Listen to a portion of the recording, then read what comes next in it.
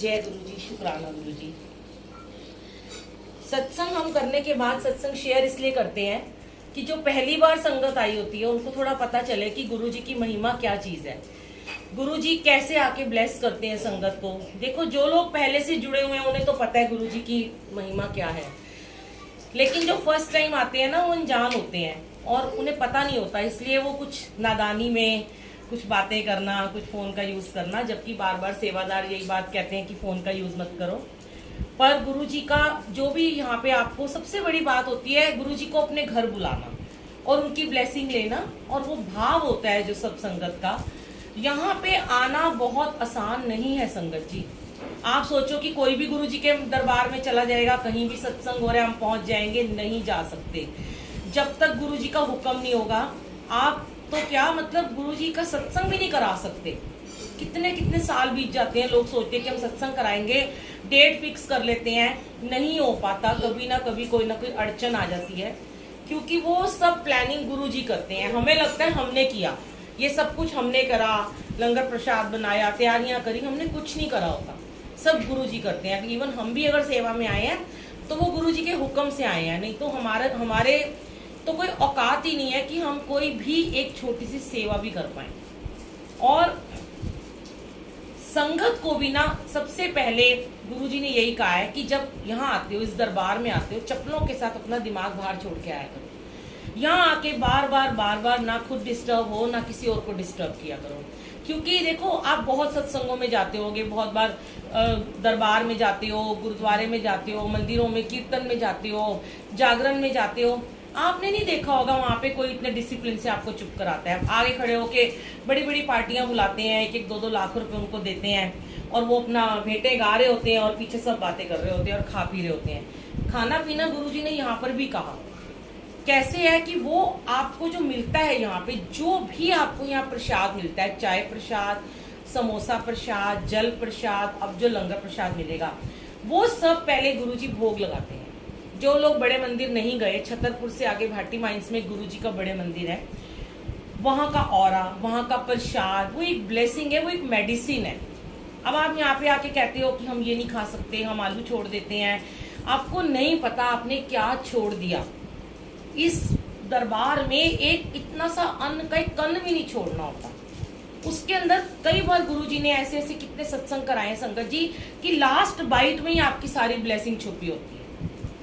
अब हमें भी बड़ा हैवी लगता है समोसा खाना, हम भी यही बात कोशिश करते हैं कि जब आपने इतना लंगर प्रसाद बनाया होता है तो चाय के साथ हल्का होना चाहिए, पर संगत नहीं मानती। चलो किसी घर शादी का है, किसी का बर्थडे है, तो वो खुश होके हैवी समोसा प्रसाद रख देते हैं। अब जिसने समोसा खाया वो बाद में लंगर नहीं खा पाएगा, 2 घंटे में इतना हजम नहीं होता, इसीलिए हम कहते हैं थोड़ा खिलाया करो, चाय के साथ 2 बिस्किट रख दो जितना हजम हो जाए। पर ठीक है, अब अगर आपको प्रसाद मिला है तो अपना पूरा प्रसाद खाओ।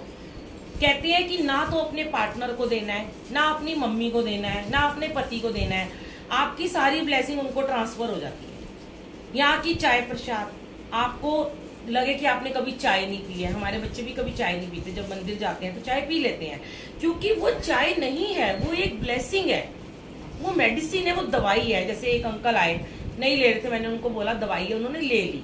तो ऐसे कई संगत बड़ी प्यारी होती है, बड़ी भोली होती है, ले लेते हैं, कई जिद्दी होते हैं, नहीं लेते हैं, उनका ही नुकसान होता है। हम एक बार बोलेंगे, 2 बार बोलेंगे। देखो, अभी जल प्रसाद भी कितना कितना लोगों ने बॉटल में छोड़ रखा होता है, उसको खत्म करना होता है। अपनी बॉटल अपने पास रखिए, पूरे एंड टाइम तक उसको पी सकते हैं। और जो भी आप, सबसे बड़ी बात मैं बार बार शेयर करती हूँ, यूट्यूब पे भी डालती हूँ, कि हम जरा सा अपनी जगह से उठ के जाते हैं और दूसरा जाके उसकी सीट पे बैठ जाता है, वो काम मत किया कीजिए। गुरु जी के दरबार में, सत्संग में, जहाँ पे आपको सेवादार बिठाते हैं वहीं पे बैठिए। आप बड़े मंदिर में जाते हो ना, अब तो बैठने नहीं दे रहे, जब पहले कोविड से पहले बैठने देते थे तो वो 15-15 मिनट बिठाते थे, फिर आगे भेज देते थे। पर सत्संग में ऐसा नहीं होता। सत्संग में तो जो आता है वो 2 घंटे पूरे बैठता है, जिसको घर जाना है वो एक अलग बात है। अब कोई उठ के वॉशरूम जाता है, आप फटाफट टेक लगाने के लिए उसकी जगह ले लेते हो। आप सोचोगे आंटी ऐसी ही बोल रही हैं, इसका बहुत बड़ा अर्थ है और मैं बहुत बार सुनाती हूँ, समझाती हूँ। जो गुरुजी ने मुझे सिखाया, जो मेरे एक्सपीरियंस से मुझे मिला, वो मैं शेयर करती हूँ। पर हर बार गुरुजी अलग जगह पे भेजते हैं और हर बार वही चीज शेयर कराते हैं, क्योंकि वहाँ एक नई संगत होती है जिसको पता नहीं होता। देखिए संगत जी, जब आप जिस जगह पे बैठ के आपने शुरू से सत्संग सुना होता है ना, वहाँ पे एक ऑरा बन जाता है। उस धरती पे एक ऑरा निकलता है, वो धरती से वो वाइब्रेशन निकलती है, आपका जो पार्ट है वो आपके अंदर जा रहा है और आपकी धरती में से एक ऊर्जा निकल रही है, वो आपकी बॉडी में आ रही है। अब वो बॉडी से आते हैं, यहाँ चक्रास होते हैं, यहाँ पे इकट्ठी हो जाती है। फिर उसके बाद हम आपको कहते हैं कि गुरबानी चल रही है, सर ढक के बैठो। जब हम सर ढकते हैं तो हमारी जो ऊर्जा है, जो एनर्जी जो गुरुजी ट्रांसफर कर रहे हैं, यहाँ पे गद्दी खाली नहीं है, यहाँ गुरुजी विराजमान है, तभी उनकी गद्दी लगाई जाती है। गुरुजी ने अपनी गद्दी का हुक्म किसी को नहीं दिया, इनकी गद्दी पे कोई नहीं आएगा, ना ही कोई बैठ सकता है। आज भी गुरुजी हमारे लिए लाइव हैं, इसीलिए हम उन्हें चोला लगाते हैं, फूल सजाते हैं, उनके लिए रंगोली बनाते हैं कि गुरुजी चल के आएंगे, इस फूलों पे कोमल कोमल पाँव रखेंगे और आके अपनी गद्दी पे बैठेंगे। फिर जो हम भोग लगाते हैं वो गुरुजी उसको भोग लगाते हैं, बहुत मतलब इतनी ब्लेसिंग दे देते हैं। और आप सबके आने से पहले वो आपकी मेडिसिन तैयार करके रखते हैं। अब कोई कहे मैं तो बीमार ही नहीं हूँ, क्या पता कल हमें कौन सी नई बीमारी निकल आए। हम सुबह सो के उठे, पता चले हमारी बॉडी में कैंसर हो गया, हमें कुछ इतनी बड़ी बीमारी हो गई जो हमने कभी सोचा ही नहीं था। छोटे छोटे बच्चों को आजकल कैंसर हो जाता है। तो वो गुरुजी का प्रसाद आपने खाया, हो सकता है आपने आज वो प्रसाद खाया और कल कोई बीमारी आपको पहले से चल रही थी, जब उसका टेस्ट कराओगे वो बिल्कुल नॉर्मल, खत्म। ये इनके प्रसाद की महिमा है। अभी भी किसी का फोन बज रहा है। तो जो मैं आपको ये बता रही थी कि जो ऑरा निकलता है, हम सर ढकने को कहते हैं, एक तो दो चीजों की वजह से। एक तो बानी का अदब होता है, गुरबानी चलती है, कोई भी भगवान परमात्मा बड़ा बुजुर्ग आके बैठता है तो हमें सर ढकते हैं, हमारे संस्कार हैं, हम भारत में रहते हैं। इवन आप देखो, मैं जब यूएस में गई एडिसन मंदिर में, फॉरेनर्स भी अपने सर ढकते हैं और यहाँ पे इंडियंस को इतनी प्रॉब्लम हो जाती है कि गुरुजी ने तो कभी नहीं कहा सर ढको। मैं कहती हूँ मुझे गुरुजी के मुंह से निकली हुई वो लाइन कोई बता दे, कौन सी लाइन में गुरुजी ने कहा था सर ना ढको। हाँ, गुरुजी ने वहमों से हमें दूर किया। जब गुरुजी के टाइम की आप यूट्यूब पे वीडियोस देखो, लाइव वीडियो, उसमें जब गुरुजी बैठे हैं अपने दरबार में, एम्पायर स्टेट में, बड़े मंदिर डुगरी में, और साथ में आज भी डुगरी मंदिर में जब गुरुजी का महासमाधि दिवस है, गुरु ग्रंथ साहब जी वहां रखे होते हैं, तो हर कोई वहां सर ढक के आता है। तो आप जब गुरुद्वारे जाते हो सर ढकते हो, और सबसे बड़ा साइंटिफिक तरीके से कि वो जो हमारी एनर्जी आ रही है हमारी बॉडी के अंदर ही रहनी चाहिए, यहाँ से ऊपर जा रही है, यहाँ से बाहर निकल रही है। तो आप सत्संग में आते हो, कई लोग सिर्फ ये सोच के आते हैं कि हम सिर्फ यहाँ लंगर प्रसाद खाएंगे और हम ब्लेस हो जाएंगे। कई लोग ये सोच के आते हैं हम पूरे 2 घंटे बैठेंगे और पूरे हमें ब्लेसिंग मिलेगी तब हम घर जाएंगे। कई लोग सत्संग से जाने के बाद मार्केट चल जाते हैं, सब्जी लेते हैं, दूध लेते हैं, घूमने फिरने चल जाते हैं। गुरुजी कहते हैं सत्संग के बाद सीधे अपने घर जाया करो, कहीं मत रुका करो, आपकी सारी एनर्जी, आपकी सारी ब्लेसिंग वहाँ पे ट्रांसफर हो जाती है। अपने घर जाओ संगत जी, डायरेक्ट अपने घर जाइए, जाकर अपने घर वाले, आपके घर वाले नहीं आए, कहते हैं आपके घर से एक भी संगत आ गई तो आपकी 7 पुश्तें तर जाती हैं। और आप जाके अपने बच्चों को, अपने हस्बैंड का हाथ छुओ, उनको हक करो, आप उनकी अपनी ब्लेसिंग उनको ट्रांसफर करो, ना कि सब्जी वाले को और दूध वाले को दे के जाओ। कई लोग 4थी मंजिल में रहते हैं, वो कहते हैं दोबारा 4थी मंजिल चढ़ना पड़ेगा, चलो दूध ही ला जाने हैं, और सारी एनर्जी तो दूध वाले को दे दी आपने। तो ये चीजें थोड़ा सा गुरुजी ने वहमों से दूर किया, पर गुरुजी के दरबार में थोड़ा सा डिसिप्लिन होता है, सिर्फ उसी को ही मायने दो। और सेवादार जैसे आपको कहते हैं, देखो इसमें सेवादारों का कोई स्वार्थ नहीं है।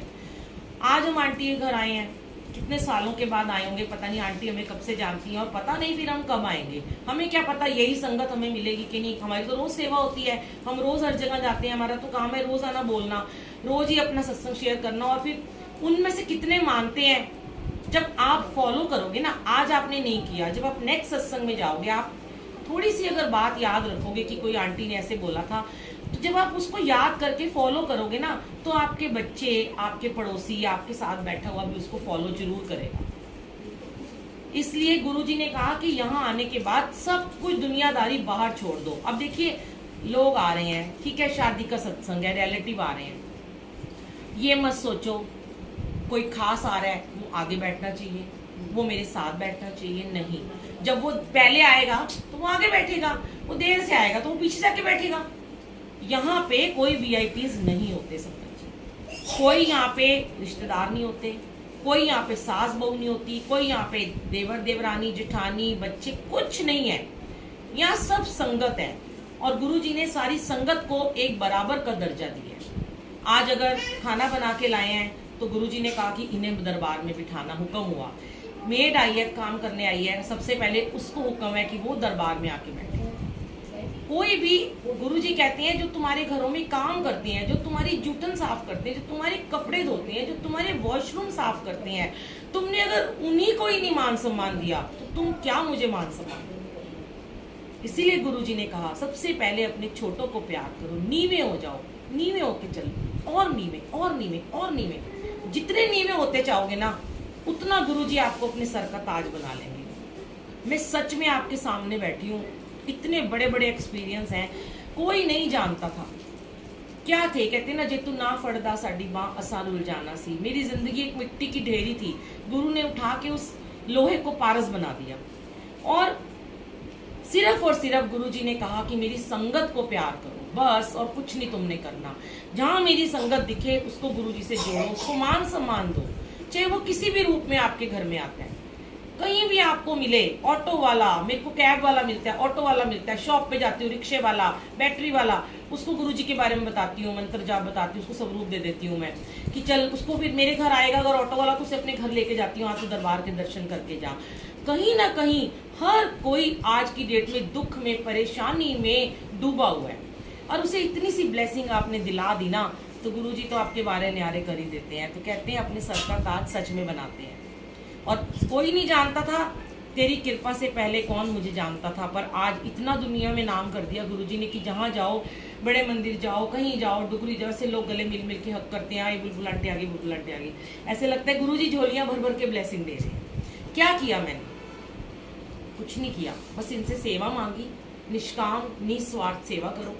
सत्संग में जाते हो तो सत्संग की वैल्यू को समझो, बस इतना ही मुझे कहना है। ये मत सोचो कि आप रोज सत्संग में जाना आपके लिए अनिवार्य है।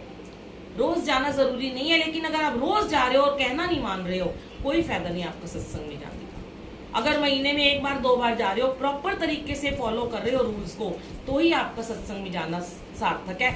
वरना अपने घर में बैठ के सत्संग करो, एटलीस्ट घर में आराम से मन तो लगेगा, लिफ्ट तो लगेगी ना आपकी, तो बाहर जाके नहीं लगती, इधर उधर देखते रहते हैं। क्यों हम लाइट्स ऑफ कर देते हैं? ना देखो एक दूसरे को, क्या कोई पहन के आया, वो आया कि नहीं आया, मेरी सास आई कि नहीं आई, मेरी पड़ोसन आई कि नहीं आई। तो इतना ब्लेस किया आंटी को। मेरे को पता चला अंकल जब लेने गए कि आंटी अमृत वेला करती हैं, और मुझे पता नहीं था ये मुझे कैसे जानती हैं। हमारा एक पेज बना है गुरुजी की वीरा फेसबुक पे, मैं रोज अमृत वेला लाइव चलाती हूँ। मुझे बड़ा अच्छा लगा, आंटी ने उस दिन मुझे बताया कि मैं अमृत वेले से जुड़ी हूँ। और इतना अच्छा लगता है कि जब संगत कहती है कि मुझे अमृत वेले ने क्या क्या दिया, इतना ब्लेस किया। देखो इतनी, आज अंकल मुझे रास्ते में बता रहे थे, इतनी जल्दी जल्दी सब कुछ हो गया, बिटिया की शादी। तो कहते हैं ना, ये गुरुजी ने ही सब कुछ किया है। जब गुरु हमारे जीवन में, सारे भगवान है, जिसको भी आप मानते हो, माता रानी विराजमान है। मेरे घर में भी गुरुजी के दरबार में सारे भगवान है, शिव जी हैं, माता रानी, 2 लड्डू गोपाल हैं, गुरु ग्रंथ साहब जी हैं, सब। अभी आपने सुना ना, वाहिगुरु नाम जहाज है, उन्होंने कहा हर एक का भगवान, हर एक का गुरु मुबारक है। कभी किसी को नहीं कहा गुरुजी ने कि छोड़ दो अपने इष्ट को। पर जब जहां आते हो ना, मैं एक ही बात कहती हूँ, वहां के हो जाया करो बस। चाहे माता रानी के कीर्तन में जाओ तो पूरे माता रानी के हो जाओ, और गुरुद्वारे जाओ तो गुरु जी के आए तो गुरु जी के हो जाओ। यहाँ ये ना देखो कि हाय हमारा भगवान तो रखा नहीं इन्होंने, हमारे भगवान तो बिठाए नहीं, कहाँ गए। यही ध्यान से जब उनके स्वरूप को देखोगे ना, आपको इन्हीं में राम, इन्हीं में कृष्ण, इन्हीं में दुर्गा माता नजर आती है नजर। बहुत लोगों को आती है, मुझे खुद आते हैं, दर्शन देते हैं। तो इसीलिए शुक्राना गुरुजी का करते करते, और हम अपनी यात्रा को आगे बढ़ाएं और प्रॉमिस करें अपने गुरुजी को। कहते हैं गुरु से कुछ नहीं मांगना, हमें उनको, उनकी बात को मानना है। लोग कहते हैं, गुरुजी कहते हैं मंगो नहीं मनो। गुरुजी ने कभी ये नहीं कहा मुझे मानो, गुरुजी ने कहा मेरी बात को मानो, जो मैं कहता हूँ उसे मानो। तो गुरुजी ने क्या कहा, काम क्रोध लोभ मोह अहंकार को बाहर छोड़ के आओ, जिद छोड़ो, गुस्सा छोड़ो, और प्रतिस्पर्धा छोड़ो, सबसे बड़ी बात निंदा चुगली छोड़ो, फिर मैं तुम्हें ब्लेस करूंगा। और डिसिप्लिन में, कहते हैं डिसिप्लिन तो हर जगह जरूरी होता है। देखो हम ना बड़े ना शुक्र होते हैं, हम दरबार में कहीं सत्संग में बैठ के डिसिप्लिन नहीं करते, पर हम अपने बच्चों को बड़े डिसिप्लिन सिखाते हैं। स्कूल जाएगा, बात नहीं करनी है, तेरी रोज कंप्लेंट आती है, तो रोज टीचर पीटीएम में कहती बड़ी बातें करता है, इसको मैंने अगली बार अपनी क्लास में नहीं रखना। तो ये गुरुजी कौन है? टीचर ही तो है हमारे, इनके आगे कैसे बातें करने का आपका दिल कर जाता है? वो बैठे हैं, आपको ब्लेस कर रहे हैं, वो कैसे मुस्कुरा रहे हैं, नटखट सी स्माइल है उनकी, कैसे बैठ के ब्लेसिंग दे रहे हैं, और फिर आप बातें करते हो, अपना हाथ ऐसे वापस रख लेते हैं, नहीं देते ब्लेसिंग, फिर आते रहो जाते रहो, नहीं मिलेगी। पर अगर एक बारी में भी, कहते हैं एक बार में भी ब्लेस कर देते हैं गुरुजी, सिर्फ एक बार आने से ही ब्लेस कर देते हैं, तो जन्मों जन्मों के पाप ये काट देते हैं। शुक्राना गुरुजी, अनंतम अनंतम शुक्राना। और अभी बिटिया का